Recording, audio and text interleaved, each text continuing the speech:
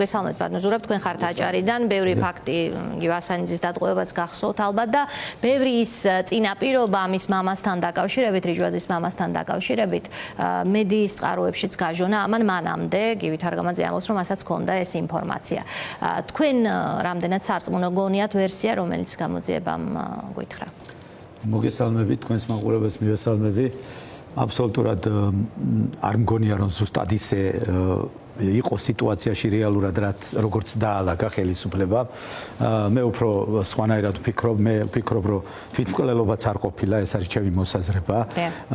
როგორც ვიცით, თვითონ ეს ახვლედიანი არის ბიძინა ივანიშვილისაგან ამბის მომტანი პიროვნება, ანუ შუაკაცია. ბიძინა არ ელაპარაკება თითქმის არავის, ყავს ადამიანები, რომელთა მეშვეობითაც თავის გზავნილებს უგზავნის.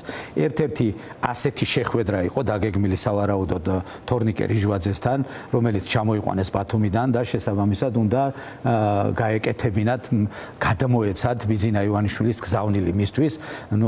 თავისთავად მამამისიც იყო იქ, ახალდა მამამისიც გამორიცხულია, მარტო გამოეშვა.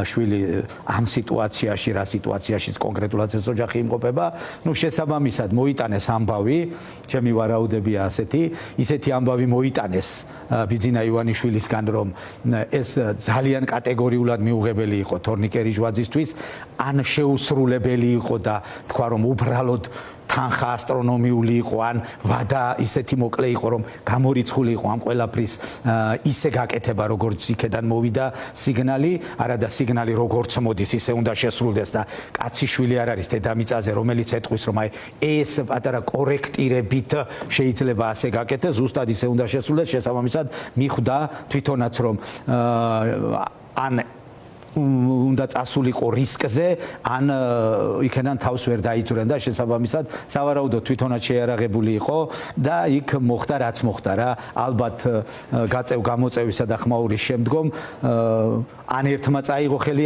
იარაღზე, ან მეორემ და მოხდა გასროლა და მე ასე ვფიქრობ, რომ მას ესროლეს რეალურად. ამავდროულად ვფიქრობ, რომ საავადმყოფოში იმიტომ მიიყვანეს, რომ გარდაცვლილი ეგონათ დაბარემ თვითმკვლელობას გავაფორმებთო, ალბათ ახალგაზრდა კაცია და ახალგაზრდა კაცის ენერგიამ და ჯანმრთელობამ გაუძლო და ამ შემთხვევაში ცოცხალი კაცი შერჩათ და ვეღარ გააფორმეს მკვდრად, შესაბამისად დანარჩენი როგორც განვითარდა მოვლენები საზოგადოებისთვის. რისი მანიშნებელია ეს ბატონო? ეს მანიშნებელია იმის, რომ ქვეყანას მართავს მაფიოზი რა, ამ სიტყვის სრული მნიშვნელობით, ვისაც წაკითხული აქვს მაფიების შესახებ წიგნები და კინოები ნანახი აქვს, ზუსტად სტილი არის დაცული ერთნაირად, ანუ არის ბოსი, რომელიც ირგვლივ შემოიკრებს ადამიანებს, აკეთებს რაღაც საქმეებს, ფულს აშოვინებს, ამდიდრებს, ანებივრებს, თუმცა ითვლის მერე ვინ რამდენი წაიღო, ვინ რამდენი მოიპარა, ვინ რამდენი დამალა, ვინ რამდენი არ მიუტანა, რაც მას ერგებოდა წილად და ასე შემდეგ და დგება დრო, ერთშვენიერ დღეს დგება დრო, როცა ყველას უნდა მოეკითხოს და ის პროცესია ეხლა დაწყებული, ვინ რამდენი წაიღო, სად წაიღო, რატომ წაიღო, იმიტომ რომ ეხლა პოლიტიკური პროცესები რო დაალაგოს ქვეყანაში, მას ჭირდება, მე ასე ვფიქრობ, ახალი ხალხი. ახალი ხალხი ჭირდება, მაგრამ ეს ძველი გამდიდრებული ასობით მილიონიანი ადამიანების გარეთ გაშვება ძალიან რთულია მისთვის. მე ადრეც თქვი და ვიმეორებ, სად რომელ გარემოში მოხვდებიან და საიდან შემოგიტევენ არის, ამიტომ ჭკვიანი კაცია აშკარად და ცდილობს ახლა, რომ ის ადამიანები, რომლებიც მან გაამდიდრა და ასობით მილიონი აშოვინა, გარეთ საფრთხეა მისთვის. დღეს შეიძლება განცხადებას წერენ და ამბობენ, რომ გუნდში ჩებიან ბოლომდე და ერთგული არიან, მიდიან, მაგრამ ხო იცის გაგდებული კაცის ბუნება როგორია, დაჯდება იფიქრებს და ხვალ რას მოიფიქრებს გაცმა არის. აქედან გამომდინარე, ან ესენი უნდა იყვნენ აბსოლუტურად უფულო და სადაც უნდა იქცასულან, ან ციხეში უნდა იჯდნენ, რომ საფრთხე არ იყოს მათგან შემდგომში. აქედან ეს პროცესები მიდის ახლა. ანუ დაპატიმრებებიც იქნება ბევრი. ვინც არ გადაიხდის ციხეებში წავლენ, ეს არის აბსოლუტურად გარანტირებული. ვინც გადაიხდის და გამოწურავენ, ჯერ ფინანსისტებს შეუგზავნის, დაუთვლენ, ეგრე კი არ არის, უბრალოდ ამდენი მოიტანე არ არის. ზუსტად ეუბნებიან, რამდენი აქვს წაღებული და რაღაც ნაწილს ალბათ დაუტოვებენ, იმიტომ რომ ამ წლების განმავლობაში ერთად იყვნენ, მაგრამ ისეთი ფული არ უნდა იყოს, რომელიც მე ვიზინა ივანიშვილის პრობლემას და მის მარადიულად ამ ქვეყნის ხელისუფლებაში დარჩენას პრობლემას რო შეუქმნეს, ესეთი ადამიანები არ უნდა იყვნენ. რიჟვაძე იტყვის რამეს როგორ გონია? რიჟვაძე მე ვფიქრობ, რომ საერთოდ თურქეთში გადაყვანამდე ვფიქრობდი, რომ ძალიან საეჭვო იყო მისი გადარჩენა, მაგრამ მთლიანობაში თუ გამოჯამრთელდა ქვეყანაში არ უნდა დაბრუნდეს და სავარაუდოდ აღარ დაბრუნდება, მაგრამ თქმისად ვერაფერს ვერ იტყვის, იმდენად დიდ სიბინძურეებში არიან გახვეული მან მისი ოჯახი, შესაბამისად მე ვფიქრობ, რომ რამე რო თქვას 100 მდენს დაულაგებენ წინ მას და შესაბამისად ძალიან რთული იქნება მისთვის და მისი ოჯახისათვის ამ ყველაფრის საზოგადოების ფენება, საზოგადოებისთვის ნათელი რო გახდეს, მათთვისაც არ იქნება მისაღები. ბატონო ზურაბ, დღეს საბაჯიქიას პროცესი იყო, თქვენი შვილის პროცესიც იყო, მაგრამ საბას მიუსაჯეს 4 წელი და 6 თვე. კიდევ ერთი უსამართლო განაჩენი, რომელიც რეჟიმს კიდევ ერთხელ ამხელს. მე თქვენის ადამიანი ხართ, ვინც თავიდანვე იძახდით, რომ არაფერს არ ელით რეჟიმისგან. დანდობას ან განაჩენს, რომელიც მოეწონებოდათ პატიმრების ოჯახის წევრებს. მაგრამ აი ეს სისასტიკე უსამართლობაში დაუბრუნდებათ თუ არა მათ, როგორ გონიათ და თქვენი შვილი, სხვა პატიმრებიც ძალიან მხნედ გამოიყურებიან. დღეს საბას სიტყვა იყო ძალიან ემოციური ბიჭი, 19 წლის ბიჭი, თითქმის 5 წლის ციხეში გაუშვეს და ღილავს მომავალ თაობაზე და აქვს შიში, რომ ხომ არ დაუმარცხდებით პროცესში და არა იმის შიში, რომ ციხეში იქნება მისი ახალგაზრდობის მომდევნო წლები.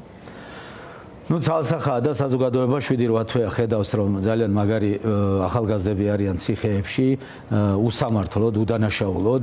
დღევანდელი განაჩენიც არის ჩვენება ძალის დემონსტრირების, კიდევ ერთხელ საზოგადოებას აჩვენებენ, რომ რასაც გვინდა იმას ვაკეთებთ, როგორც გვინდა ისე გადავწყვეტ, თქვენ ჩვენ წინააღმდეგობას ვერ გაგვიწევთ, ვერაფერს ვერ დაგვაკლებთ. აი ამის რეალური დემონსტრირება ჭირდებათ და თავიანთი ამომრჩევლისთვის იმის ჩვენება უნდათ, რომ ჩვენ იმდენად ძლიერი ვართ.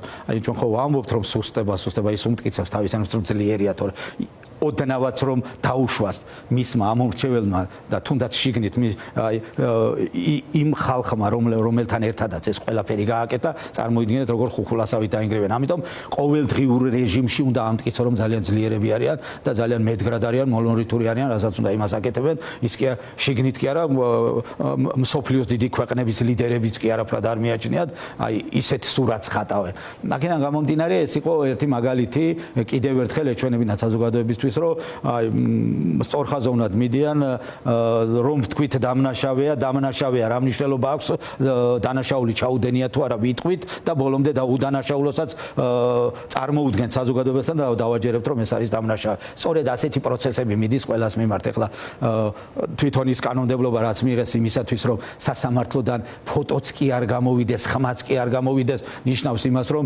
არა აქვთ წესრიგში ყველაფერი, თორე მათ ინტერესში უნდა შედიოდეს სასამართლოებიდან, უნდა ყველა ინფორმაცია ვრცელდებოდეს და უნდა აჩვენებდნენ საზოგადოებას, როგორი კრიმინალები, როგორი დამნაშავეები, როგორი არამზადები არიან. ამას დამალვა კი არ უნდა, ამას უნდა აფიშირება და უნდა გააკეთოს. ბიჭები გარეთ დარჩენილებისგან პროცესი სალომე ზურაბიშვილმა დაანონსა პლატფორმის გაფართოება.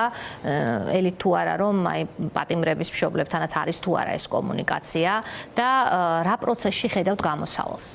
გამოსავალი ძალიან რთულ პროცესში შევიდა ზოგადად ოპოზიციური საზოგადოება, ოპოზიციური ნაწილი ძალიან რთულ მდგომარეობაში. იმათ მათი იციან და აკეთებენ და ყავთ ხალხი, რომლებიც ულაგებენ როგორ უნდა გააკეთონ FSB-დან ჩამოსული პირობითად. ხო, ოცნებას. აქეთ საპროტესტო საზოგადოებაში ძალიან ესეთი გაუგებარი სიტუაცია შეიძლება უწოდოთ ამ ყველაფერს, იმიტომ რომ მე თავიდანაც ვთქვი, რომ ფორმულა თავიდან როცა საუბრობდნენ პოლიტიკური პარტიები, რომლებიც არჩევნებში წასვლას გეგმავდნენ და აპირებდნენ, ამბობდნენ, რომ ჩვენი ფორმულა ასეთია, ან ყველა მივდივართ, ან არავინ არ მივდივართ. თუ ხო, ეს არ გამოვიდა. არ გამოვიდა და ამავდროულად ეხლა საზოგადოებისათვის რაღაც ასეთის შეთავაზებას აპირებენ, რომ აი პატიმრები რას ფიქრობენ ამ თემაზე. მე კონკრეტულად ამ თემის ირგვლივაც ჩემი მოსაზრება მქონდა და სულ ვამბობდი, რომ ამ საკითხის გადაწყვეტა ქვეყანა ოპოზიცია წავიდეს თუ არჩევნებზე, წავიდეს თუ ბოიკოტზე, აი ამ ტვირთს პატიმრებს თუ არ აკიდებენ ძალიან კარგი იქნება და ეს ძალიან რთული და ძნელი თემაა იქ მყოფი ადამიანებისათვის, რომლებიც გარეთ რეალურად სიტუაციას სრულად კონტროლირებადად ვერ აღიქვამენ. აქედან გამომდინარე, პოლიტიკური პარტიების და სამოქალაქო საზოგადოების გადასაწყვეტია სრულად და გასაგებია აბსოლუტურად თქვენი პოზიცია. მე ვფიქრობ, რომ ერთობა არ ორივე თემა არის განწირული. არ ეგონოთ იმათ, ვინც ბოიკოტზე მივდივართ, მე თვითონ ბოიკოტის მომხრე ვარ და მაფიქრებს რა მხოლოდ. ადვილია არჩევნებზე მიდიხარ, აგებ არჩევნებს იძახი პირობითად, ჯერ ხო ძალიან რთულია ამათ რამე მოუგვან დააწერინო, ისეც გაგიყალბებენ და ამის ყვირილი შეიძლება გამოსავალი იყოს, რომ გამიყალბეს და წავაგი, მაგრამ ბოიკოტში ვინც ვრჩებით, ესენი ჩვენ უფრო სხვა ცუდ სიტუაციაში ვართ.